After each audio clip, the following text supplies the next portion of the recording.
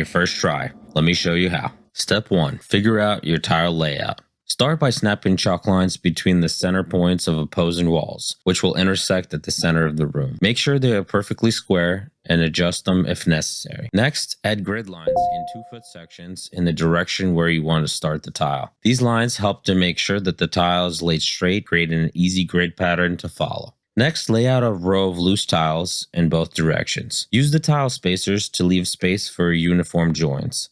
This will give you an idea of how the tile will end up at each end of the room. Having this information before you start laying, and considering the length of our 24-inch tile, we settled on a 1/3 offset, which means on a waterproofing membrane to prevent the gypcrete from pulling moisture out of the mortar. Next, we installed the metal lathe, attempted to level the floor with mortar. Check out the process in the link below. Let's just say it could have gone a lot smoother. Step 3. Cutting tile. Carefully measure the tile to be cut and mark it with a pencil or a felt tip pen. In our case, the layout is very simple yet brilliant, because one cut tile will have both an 8-inch piece for row 1 and a 16-inch piece for row 2. This eliminates a lot of the tile waste and halves the number of cuts. We set up a jig on our tile saw for cutting our tile, but for this basic pattern, a tile cutter would work just as well. If you're going to use a tile saw, make sure you select the correct blade for the type of tile you're installing.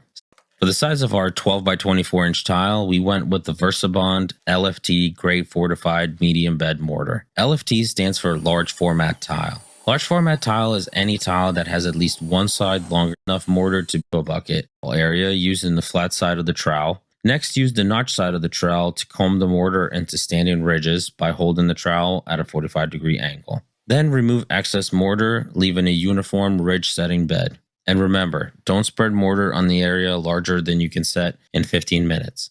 If it's your first time, take it one tile at a time till you get comfortable and increase your immediate work area.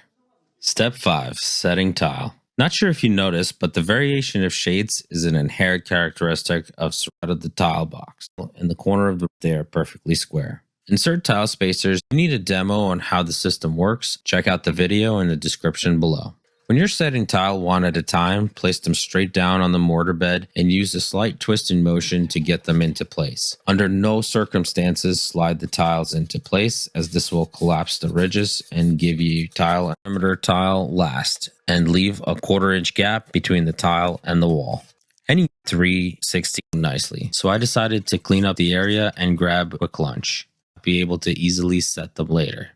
Here's the most important take. Heed my warning, you will spend hours on your hands and knees removing both sides of the tiles, obviously as a thank you. Generally, wait time for grouting joints is about 24 hours. The tile surface at a 45-degree angle, forcing it down into the joints with a rubber grout float. Remove excess grout from the surface immediately with the edge of the float at a 90-degree angle, scraping it diagonal grout joints. Rinse the sponge frequently and change the water as needed. Keep in mind that the 15 minutes starts when the grout is first laid. So by the time you finish the room, it's possible that you can go back and start leveling the grout. As the grout dries, it will form. Don't apply sealers or polishers for the first